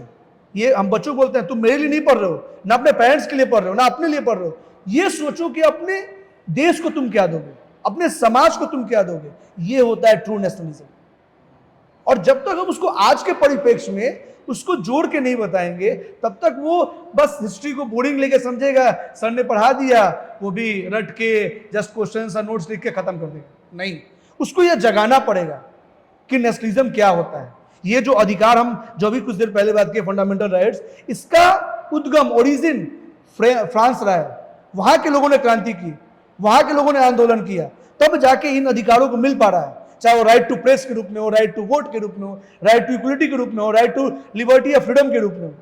ये बताना पड़ेगा, अपनी बातों में उस चीजों को जोड़ना पड़ेगा जो आज के परिप्रेक्ष्य में हम देख रहे हैं, झेल रहे हैं, जो समस्या हमारे आसपास में है। जब तक उसको रोचक नहीं बनाएंगे, तब तक वो बेहतर हमारा पढ़ाई नहीं होगा, और बच्चे आर्ट्स को लेकर एज अ कैरियर नहीं पढ़ेंगे। ये हम शिक्षकों पर जिम्मेवारी है। जो भी सामाजिक विज्ञान के शिक्षक है, जो भी पढ़ा रहे हैं, उसको, उन लोगों को जो है कहीं ना कहीं अपने पढ़ाई को बेहतर करना पड़ेगा, उसको कहीं ना कहीं अच्छे तरह से जो है समझाना पड़ेगा, क्योंकि आज के बच्चे स्मार्ट हैं, हर पहलुओं को समझते हैं, हर अलग अलग तरह से उनको समझाना पड़ता है। ये ज़रूरत है। मतलब यहाँ अगर सर के नज़रों से देखा जाए तो सर कह रहे हैं कि ये कमी हमारी रह गई जी सर, कि हम लोग उसको उस चीज़ में प्रेरित नहीं नहीं कर पा कर रहे। बिल्कुल सर। और अब इसका दूसरा पक्ष देखते हैं सर। एक पक्ष तो हमने आपको कह दिया, चूंकि हम कारण जानना चाहते थे। जी। दूसरा पक्ष ये भी है कि पेरेंट्स जब भी जहाँ भी होते हैं, वो चाहते हैं बच्चों की सिक्योरिटी, वो रिस्क लेना नहीं चाहते। अगर हम देखें, जैसे अभी तक मेरा जो भी संचालन के क्षेत्र में जितने भी दिनों से मैं हूँ, मैंने जितने भी लोगों से हमारी मुलाकात हुई, बातचीत हुई, उनका एक कंसर्न होता है कि सर हम चाहते हैं कि हमारा बच्चा अच्छा करे, हम अच्छा रहें। बाद की बात है। अब जब हम बात करते हैं कि लोग विदेश चले जाते हैं, लोग विदेश इसलिए भी चले जाते हैं कि यहाँ उनको उतना पैसा नहीं मिलता है। ये भी हमारा कारण है। हाँ, लोग आर्ट्स इसलिए भी नहीं लेना चाहते हैं कि आर्ट्स में 50,000 की सैलरी पाने में भी बाकी साइंस चीज़ में अगर लेकर के बच्चा करता है और उसमें 50,000 की फैकल्टी पैसा मिलने में उतना कष्ट नहीं है जितना आर्ट्स में हो जाता है, अगर देखा जाए। जी जी जैसे एक बहुत छोटा सा एग्जांपल लेते हैं हम लोग। एक कोर्स है अपना फैशन डिज़ाइनिंग, जी, ठीक है। फैशन डिज़ाइनिंग आर्ट्स लेकर के उसमें मैथमेटिक्स का भी यूज़ है। हमारे यहाँ अपना इंस्टीट्यूट है, national institute of fashion and technology. जी। उसमें बहुत अलग अलग ब्रांचेज हैं। बच्चे वहाँ जा रहे हैं पढ़ाई करने, ठीक है। वो सरकारी कॉलेज है। जी सरकारी कॉलेज से निकले हुए बच्चे अच्छा कर रहे हैं, कहीं ना कहीं उनको पैकेज मिल जा रहा है और यहाँ है और बाहर भी जा रहे हैं बेहतर पैकेज मिलने पर, जहाँ रुझान है, जहाँ रुझान है। ठीक है। लेकिन बहुत सारे ऐसे बच्चे हैं जो प्राइवेट कॉलेज से निफ्ट कर रहे हैं जी। और उसमें से 10 या 15% या 20% पैकेज मिला, कहीं ना कहीं नौकरी मिल गई, बाद बाकी अगर स्किल सेट रहा तो उसको छोड़ करके या फिर उसको सम्मिलित करके भी कुछ कुछ नया काम, अलग अलग काम करने के लिए तैयार है कि कर रहे हैं। दूसरा पक्ष इसको देखा जाए, आर्ट्स लिया हुआ एक बच्चा है, ठीक है, और वो किसी इंस्टीट्यूट में गया, आपको एक कोर्स होता है होटल मैनेजमेंट जी। होटल मैनेजमेंट में 10% लोगों को छोड़ दें तो किसी ना किसी क्रूज या शिप पे वो बच्चे वेटर के तौर पे लगे हुए। मैं किसी काम को बड़ा या छोटा नहीं कह रहा हूँ, लेकिन अगर बिहार का पर्सपेक्टिव देखें तो एयर होस्टेस और एक वेटर में अंतर यहाँ नहीं समझा जाता है। ये बदल रहा है, इसमें कोई दो राय नहीं है, बदल रहा है। लेकिन अगर काम की श्रेणी को देखे भी तो बात तो सही है कि वहाँ भी हमारा जूठा ही उठाने के लिए एक व्यक्ति है, मगर उसके हाथ में ग्लव्स है, कपड़े उसने सुंदर पहने हैं और दिखने में वो आकर्षक है। दूसरा पक्ष लेते हैं हम साइंस का, एक बच्चा है बीएससी, एमएससी या फिर बीएससी ही केवल पकड़ के चलें, बीएससी पकड़ के चलते हैं, चाहे वो बीएससी आप क्या कहते हैं बॉटनी में कर लेता है, उसके बाद बॉटनी में बीएससी करने के बाद उसके पास और भी अलग अलग रास्ते जो हैं वो खुल जा रहे हैं। कुछ भी अगर नहीं है तो एक लास्ट ऑप्शन जिसको कहते हैं, अगर बीएससी किए हैं, थोड़ा बहुत बीएड में अगर कर लेते हैं तो आपके पास शिक्षकों की भरमार है, आप वहाँ जा सकते हैं। आर्ट्स में शिक्षकों की भी भरमार नहीं, क्योंकि आर्ट्स पढ़ने वाले विद्यार्थी कम हैं, ये पेरेंट्स का है। लेकिन हमारा काम क्या है, हमको ये बताना है कि हम बेसिक चीज़ें क्यों देख रहे हैं, जब उसमें बच्चा अच्छा हो सकता है। बच्चा आर्ट्स लेकर के बेहतर आईएएस बन सकता है, बेहतर एयरफोर्स ऑफिसर बन सकता है, बहुत सारी चीज़ें हैं जिनमें वो जा सकता है, लॉयर, प्रोफेसर। जैसे देखिए सर, यहाँ पे देखिए, अभी मेरे पास अगर हम साइंस की बात करें तो बहुत सारे उदाहरण मैं ले सकता हूँ, मगर आर्ट्स के नाम पे जी मेरे भी उदाहरण में मैं यहाँ पे फंबल करने लगा। नहीं, बात सही। ये गलती है और ये गलती पूरे समाज की है। बदलना है, शुरुआत बच्चों से करेंगे, हम भी बदलेंगे। हमारे पास भी मैं कोशिश करूंगा कि अगली बार जब इसकी चीज की बात हो तो मेरे मुंह से भी कम 50 एग्जाम्पल ऐसे निकलने चाहिए कि आर्ट्स लेकर के आप क्या क्या कर सकते हैं। बिहार की जरूरत है कि हर एक सब्जेक्ट से उन बच्चों के पास उनको ऑप्शंस दिया जाए, उनकी अच्छी काउंसलिंग करी जाए कि आपको जिस सब्जेक्ट में इंटरेस्ट है, जिसमें आपको मजा आ रहा है। जैसे प्रिंस सर को मजा आ रहा था पॉलिटिकल साइंस पढ़ने, आज प्रिंस सर बच्चों को पॉलिटिकल साइंस पढ़ा रहे हैं, ये इनका जोन ऑफ इंटरेस्ट था। आज प्रिंस सर खुश है, शाम के 4 बज रहे हैं, प्रिंस सर के चेहरे पर चारण देखिए, ठीक है जी मजा आ रहा है। क्यों मजा आ रहा है? बच्चों के बीच में फेवरेबल काम है, बच्चे पसंद करते हैं, इसलिए पसंद करते हैं क्योंकि उनको आज की बातें बता रहा हूँ, कल के उदाहरण के साथ, कल क्या करना है आज में जीते हुए ये मैं बता रहा हूँ, इसलिए प्रिंस सर खुश है। ठीक है। दूसरी बात, अभी हम लोगों ने सारे एग्जाम्पल ले लिए, हम लोगों ने इस चीज पर बात नहीं की हम लोग बेहतर पॉलिटिशियन क्यों नहीं बना रहे। कोई भी व्यक्ति अपने घर में एक नेता क्यों नहीं देखना चाहता है? बहुत बेहतर क्वेश्चन है सर। आपने जो शुरुआत में पूछा कि आर्ट्स के प्रति हमारे समाज में रुझान क्यों? जी सर, हमारा जो जब हम लोग पढ़ते थे सर, आज से 14 साल 15 साल पहले, तो हम लोग के पास ऑप्शन जो है 2 ही होता था, जो समाज के परिप्रेक्ष्य में था, वो था या तो डॉक्टर बनो या इंजीनियर बनो। और यदि पैसे कम हैं, आप लोअर मिडिल क्लास से फैमिली बिलोंग करते हैं या गरीब परिवार से बिलोंग करते हैं, तो जनरल कंपटीशन में आ जाइए या डिफेंस की तैयारी कीजिए, एसएससी डिफेंस या फिर यही बच गया जी। और समय बदला, बहुत सारे कोर्सेज आए, कोर्सेज का कहीं ना कहीं ब्रॉड हुआ, बहुत सारी चीजें हुआ। तो आज ये समझने की जरूरत है कि आर्ट्स का फील्ड कमजोर नहीं, और कमजोर बच्चे आर्ट्स नहीं पढ़ते हैं। पहली बात ये, जिनका साइंस में मन नहीं लगता वो आर्ट्स पढ़ते हैं। पहली बात तो ये समझना पड़ेगा कि सब बच्चा साइंस नहीं समझ सकता। फिजिक्स केमिस्ट्री, फिजिक्स का कैलकुलेशन जो था, मैथ्स के जो कैलकुलेशन है, बायो का जो इतना टिपिकल नेम माइक्रोकॉन्ड्रिया और ट्राइओस क्या क्या करके नाम है वो नहीं याद कर पाएगा, तो वो आर्ट्स लेना चाह रहा है। और आर्ट्स को एज अ कैरियर जो है वो बनाए। और इसके साथ साथ सरकार को भी यह जरूरत है कि आर्ट्स के फील्ड में जो है वो वोकेशनल कोर्सेज को डेवलप करें। वोकेशनल कोर्स जैसे आर्ट एंड क्राफ्ट हो गया, या जो है उसको आर्ट्स के फील्ड में जो है बहुत तरह की अन्य जॉब्स के रिलेटेड जो है जैसे कोडिंग हो गए या अन्य जो चीजें हो गई उसको डेवलप करें। हमारे यहाँ सर कहीं ना कहीं आर्ट्स पिछड़ा इसलिए भी रह गया कि बच्चों को उसका फील्ड नहीं मालूम है कि जर्नलिज्म क्या है, जर्नलिज्म में जाए कैसे। आज 10 बच्चों में पूछें कि जर्नलिज्म का जाते कैसे, ये छोटे बच्चों की नहीं बात कर रहा हूँ, 11-12 की बात कर रहा हूँ, वैसे बच्चे हैं नहीं मालूम है कैसे वो जज बनेंगे, कैसे वो जो होता है आपको मास कम्युनिकेशन करके आगे बढ़े। जैसे आपने बोला NIFT, National institute of Fashion Technology, उसमें कैसे बढ़ेंगे, होटल मैनेजमेंट में कैसे बढ़ेंगे। ये कहीं ना कहीं स्कूल लेवल से उनको यह बातें दिखानी पड़ेगी, बतानी पड़ेगी।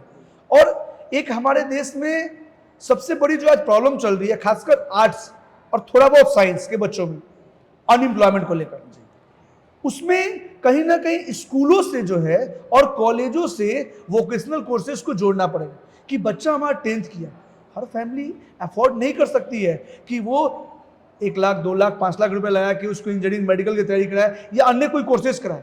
तो कम से कम वो इतना एबल हो जाए कि कोई छोटा मोटा जो उसने कोर्सेज किए हैं, सिलाई कटाई का, कढ़ाई का, पेंटिंग का, कोडिंग का, गेम फॉर्मेशन का या अन्य जो चीजों का, उसके बदौलत वो 10,000 15,000 की नौकरी कर पाए और अपनी पढ़ाई उन पैसों के माध्यम से कर पाए।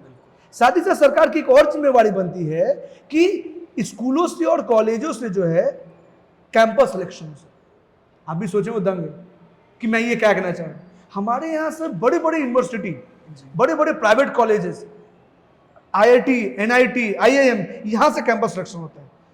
छोटे प्राइवेट कॉलेजों से, छोटे सरकारी कॉलेजों से नहीं होता है और रिक्तियां खाली रह जाती हैं 10 लाख 20 लाख ऐसे करके।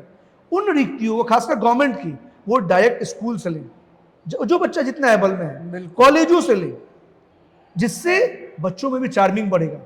छोटे कॉलेज हैं, जेपी यूनिवर्सिटी से पढ़ रहे हैं, वहां से BSc कर रहे हैं, वहां से BA कर रहे हैं, वहां से Shri Krishna Singh jubilee law college है लॉ का, वहां से जो है बच्चे मुजफ्फरपुर के वहां जो लॉ कर रहे हैं बच्चे, वहां से कैंपस सिलेक्शन है। तब जाके हमारे यहाँ ओवरऑल डेवलपमेंट होगा और आर्ट्स का फील्ड और एक्सपेंड होगा। और आपने बोली सर पॉलिटिशियन, हमारे समाज की जो सोच है वो कि डॉक्टर, इंजीनियर, प्रोफेसर, लॉयर ये बनाना है, पॉलिटिशियन नहीं बनाना है, क्योंकि पॉलिटिक्स गंदा हो चुका है। तो सर इस गंदगी को साफ कौन करेगा? जो उसमें उतरेगा वो भी गंदा हो जाएगा, गंदा होगा। लेकिन अच्छे लोग उतरेंगे तो कहीं ना कहीं वो गंदगी कम लगेगी और बाद में ये अच्छाई बढ़ती जाएगी और वो पूरा का पूरा साफ होगा। सर ये तो बात लेकिन वही है ना कि बिल्ली के गले में घंटी कौन बांधेगा? बांधेगा सर, कोई किसी ना किसी को तो आनी पड़ेगी। और इसकी जो शुरुआत है वो हमारे पेरेंट्स को सोचना पड़ेगा कि हमारे यहाँ IIT का और NIT का जो सीट है सब मिला के 2 लाख है और MLA और MP का जो है हर साल, मतलब हर 5 सालों में बात करें तो ऑल ओवर इंडिया में मिलाकर लगभग 6,000 करीब में सीट है, जिसमें आपको पेंशन है, तमाम तरह की सुविधाएं हैं। ये जो 6,000 का सीट है उसमें हम क्यों ना एंट्री लें? बिल्कुल एक वैकेंसी के तौर पे जी। और वैकेंसी में जैसे हम लोग सोचते हैं कि नौकरी करना है, हमको सरकारी नौकरी करना, ये भी एक सरकारी नौकरी है MLA और MP के रूप में, और इससे समाज में बदलाव आएगा। शिक्षा के क्षेत्र में, स्वास्थ्य के क्षेत्र में, टेक्नोलॉजी के क्षेत्र में, साइंस के फील्ड में, टेलीकम्युनिकेशन, ट्रांसपोर्टेशन और तमाम तरह की चीजों में। तो कहीं ना कहीं हमारे पेरेंट्स को यह सोचना पड़ेगा कि अगर बच्चा पॉलिटिशियन बनना चाहता है उसको रोके नहीं, उसको बूस्ट करें। बिल्कुल हाँ, ये इस बात पर ध्यान रहे कि वो घर का पैसा आटा गीला ना करे, इस बात का जरूर ध्यान रहे। बिल्कुल अगर उसको पॉलिटिशियन बनना हो तो उसको इतनी समझ होनी चाहिए कि हम लोगों का पैसा, लोगों का दिल जीत के हम वो पैसा लें और उसके बदले पॉलिटिशियन बन के उनको वो पैसा, उसका हक अदा करें। जैसे कन्हैया कुमार है, उन्होंने जो है लोगों से पैसा इकट्ठा किया क्राउड फंडिंग के जरिए, और तमाम तरह के ऐसे पॉलिटिशियन पहले भी हुए हैं और आज भी हुए हैं। क्राउड फंडिंग के जरिए आप पैसा इकट्ठा कीजिए, आप लोगों में अपना विश्वास बनाइए, और वो तब होगा जब आप समाज के लिए बदलाव लाएंगे, आप सोचेंगे कि हमको समाज में कुछ करना है। पॉलिटिक्स क्षेत्र जो है बहुत अच्छा क्षेत्र है सर, इसको कुछ चंद नेताओं ने, लोगों ने गंदा बना दिया है। ऐसे बहुत बढ़िया क्षेत्र है, इतने तमाम जो पॉलिटिशियन हुए, लाल बहादुर शास्त्री के रूप में, नेहरू के रूप में, पंडित जो होता है तमाम, अटल बिहारी वाजपेयी के रूप में, कि इन लोगों ने जो देश को दिया सर, उसको हम भूल नहीं सकते। हमारे देश क्या स्थिति थी पहले और आज स्थिति कितनी बढ़िया है कि जहां हम चंद बैठ के जो है पूरे वर्ल्ड का दीदार कर पा रहे हैं। बदला तो है, बस इसमें और बदलाव की जरूरत है। एक नए बच्चों, नए जो यूथ है, उनके आने की जरूरी है सर कि युवा इसमें जुड़े, इसमें इंटरेस्ट भी ले और इसमें काम करे, चूँकि बहुत स्कोप है और बहुत कुछ हो सकता है। बहुत बदलाव हम देख सकते हैं और नियर फ्यूचर में देख सकते हैं अगर बेहतर लोग इसमें जाते हैं तो, और सबका भला होगा इससे। खैर, पॉलिटिक्स की बात हो गई सर, पॉलिटिकल साइंस हम लोग की बात कर ही रहे थे सर। आगे बढ़ते हुए जैसे हम लोग एक बहुत बड़ी विडंबना कहें इसको या फिर मुझे समझ में नहीं आता कि पॉपुलेशन, बढ़ा हुआ पॉपुलेशन जो है, मैन पावर जिसको कहते हैं, हाँ। ये बेहतर है या बुरा है? क्या है पॉपुलेशन, कैसे समझें इसको? इसको हम लोग पढ़ाते हैं जी। पॉपुलेशन इज एसेट और बर्डन। हाँ बिल्कुल, एसेट और बर्डन। इसमें दो एग्जांपल लेते हैं इंडिया और चाइना के रिस्पेक्ट में।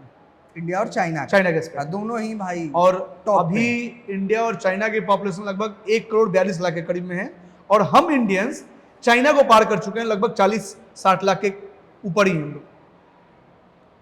चाइना ने अपने यहां ह्यूमन पॉपुलेशन को एक एसेट के तौर पे यूज किया और एसेट के तौर पे उनको proper training, proper education, proper health care दिया और वहां जो गरीबी है 0.4% है। चाइना में गरीबी 0.4% है। इंडिया की बात करते हैं, इंडिया ने अपने मैन पावर का सही से यूज नहीं किया और इंडिया में जो गरीबी है लगभग 26-27% के करीब में। 100 में से 26 लोग गरीब हैं और इसका रीजन क्या है कि इंडिया ने अपने पॉपुलेशन को यूज नहीं किया। पॉपुलेशन एक बहुत बड़ा एसेट हो सकता है सर। जैसे एक जर्मनी का एग्जांपल ले लीजिए, इजराइल का एग्जांपल ले लीजिए, वहां बहुत पॉपुलेशन कम है लेकिन सारे पॉपुलेशन जो है well qualified, well knowledgeable, well educated, technology में बेहतर और सबसे बड़ी बात जो है सबसे ज्यादा इंफॉर्मेटिव, चाहे इजराइल का हो चाहे वो जापान का लेकर हो। लेकिन इंडिया में ऐसी बहुत भारी कमी देखने को मिलती है। हमारे यहाँ इलिटरेसी, पुअर्टी, अनएम्प्लॉयमेंट, ऐसी प्रॉब्लम देखने को मिलती है। क्या हम इस पे रोक नहीं लगा सकते हैं? इसको कम नहीं कर सकते हैं? कैसे हम करें? कर सकते हैं। इसकी शुरुआत जो है शिक्षा, जो हम लोग देने का काम करें। शिक्षा को क्वालिटेटिव बनाना पड़ेगा और इसकी शुरुआत जो है प्राइमरी स्कूलों से होगी। अमेरिका में एक पायलट की सैलरी और एक प्राइमरी टीचर की सैलरी बराबर होती है। प्रोफेसर की सैलरी कम होती है प्राइमरी टीचर के मुकाबले, क्योंकि वो सबसे छोटे बच्चों को डील एकदम सर, वो नरिश करते हैं। वैसे बच्चे जो एकदम अबोध बालक हैं, जिनको लिखना, बोलना, पैंट कैसे पहनते हैं, शर्ट का बटन कैसे लगाते हैं, पानी कैसे पीते हैं, ये कुछ नहीं मालूम है उनको। और उन बच्चों को वो लिखना, पढ़ना और तमाम तरह की शिक्षा देते हैं। और हम जो 9-10 में पढ़ाते हैं, हम लोग उतना नहीं करते, हम लोग कोर्स को पढ़ाते हैं आगे, वो चीज़ नहीं कर पाते। वहाँ ध्यान देना पड़ेगा कि हमारे जो प्राइमरी टीचर्स हैं वो कितना बेहतर उसको सिखा पा रहे हैं। सरकार को उस पर जो है काम करना पड़ेगा, प्राइमरी टीचर्स पे ज़्यादा ध्यान देना पड़ेगा। इसके साथ जो भी हमारे यहाँ कॉलेज हैं, यूनिवर्सिटीज़ हैं, वहाँ क्वालिटेटिव एजुकेशन देनी पड़ेगी। आज बहुत सारे बच्चे बीटेक, MBA, PhD, तमाम तरह की बड़ी डिग्रियाँ लिए हुए हैं और वो एजुकेटेड अनएम्प्लॉयमेंट के कैटेगरी में है और ये एजुकेटेड अनएम्प्लॉयमेंट बढ़ रहा है। बिल्कुल बढ़ रहा है। इस पे कहीं ना कहीं ध्यान देने की जरूरत है। और जैसे आपने कैसे बोला सर, कोई काम छोटा और बड़ा नहीं होता है और हम इंडियन और खासकर बिहारियों की सोच है, छोटा काम करेंगे तो समाज क्या कहेंगे, ये चाचा क्या कहेंगे, ये जो है ताऊ क्या कहेंगे। सर हमारे यहाँ कहावत है ना कि या तो नौकरी करो सरकारी या बेचो तरकारी। तो जैसे अभी मैंने कुछ देर पहले बोला सर कि छोटे छोटे जो व्यवसाय हैं, स्मॉल स्केल इंडस्ट्री, रेडियां जो लगाते हैं, वो GDP में 50% या उससे ज्यादा योगदान देते हैं। और इंडिया में जितने लोग एम्प्लॉयड हैं उसमें 90% के करीब में इन छोटे सेक्टर्स में एम्प्लॉयड है। मात्र 10% से जो लोग हैं वो बड़े सेक्टर्स में इनरोल है या यूं कहें तो इन्वॉल्व है, इंगेज है। हमें यह सोचना पड़ेगा कि कोई काम छोटा और बड़ा नहीं होता। यह जरूरी नहीं कि हमने बीटेक किया, हमने एमबीए किया, हमने पीएचडी किया है तो हम समोसा का ठेला नहीं लगा सकते हैं, हम जो है कोई आटा चक्की कल नहीं कर सकते, नहीं, करना पड़ेगा, उससे आप बढ़िए आगे। आप छोटे काम करके छोटा नहीं हो सकते, छोटे काम को बड़ा कीजिए। और आज हमारा इंडिया तो कोविड के बाद से स्टार्टअप इंडिया हो गया है, स्टार्टअप इंडिया, नए नए स्टार्टअप्स आ रहे हैं। एमबीए चाय वाला है, जी सर, बीटेक चाय वाली है। जी सर। तो कहीं ना कहीं बहुत ग्रोथ हो रहा है, लेकिन और ग्रोथ होने की जरूरत है। लोगों की मानसिकताओं को बदलने की जरूरत है कि कोई काम छोटा बड़ा नहीं होता। हम तो बच्चों को कहते हैं कि बाबू आप 10th में हो, 12th में हो, अगर पेरेंट्स कैपेबल नहीं है आपको सारी पूरी करने के लिए, 1 घंटे ट्यूशन पढ़ा लो, अपने आसपास में 2-4 बच्चों को कर लो, उसमें पढ़ा लो, जो है आपको कुछ इनकम हो जाएगा, पॉकेट इनकम हो जाएगा, कुछ पढ़ाई का खर्च निकल जाएगा। छोटे मोटे कोई स्टॉल लगा लो। काम बुरा नहीं होता है, काम का तरीका बुरा होता है कि आप जो काम कर रहे हैं वो लीगल है या इलीगल है। जो काम हमें रोटी दे रही है, जिससे हमारा परिवार चल रहा है, वो बुरा कैसे हो सकता है? बशर्ते अगर वो तरीका गलत है कि हम किसी का शोषण कर रहे हैं, कोई गलत हम काम कर रहे हैं, उससे पैसा कमा रहे हैं, वो गलत होता है। तब जाके इस देश की दिशा और दशा बदलेगी सर। चलिए सर, आज के इस डिस्कशन को हम लोग यहीं समाप्त करेंगे और उम्मीद करेंगे कि आप इसी तरह से बेहतर बच्चों के साथ बने रहें, जुड़े रहें और कराते रहें। हमारी चाहत है कि एक बेहतर भविष्य इस देश का, उसका एक टुकड़ा सरस्वती रेजिडेंशियल स्कूल का पार्ट हो। और इस पॉडकास्ट को हम लोग यहाँ समाप्त करते बस हैं। एक वर्ड कहेंगे सर अपने विद्यालय के बारे में कि यह विद्यालय बाकी विद्यालयों से अलग है क्योंकि यह एक गुरुकुल है जी। यहाँ आप सोच रहे होंगे गुरुकुल है तो हमें धोती कुर्ता पहनना चाहिए, ऐसा नहीं। आज का शिक्षा बदल चुका है। आज जूता चप्पल शर्ट पैंट वेल मैनर में होके हमें इंटरनेशनल लेवल पे, ग्लोबल लेवल पे कम्पीट करनी है। तो यह विद्यालय ग्लोबल एक जो होता है गुरुकुल है, और गुरुकुल के माध्यम से हम उन्हें प्रैक्टिकल एजुकेशन थ्योरी के साथ साथ हम देने का काम करते हैं। तो आप सभी पेरेंट्स से और जो भी देख रहे हैं ये पॉडकास्ट, उनसे निवेदन है कि आप इस गुरुकुल में सम्मिलित होकर इस शिक्षा के मंदिर को और बढ़ाने का काम करें। धन्यवाद, बहुत बहुत धन्यवाद, प्रणाम आप सभी का। हम सब अब मिलेंगे अगले पॉडकास्ट में। Thank you.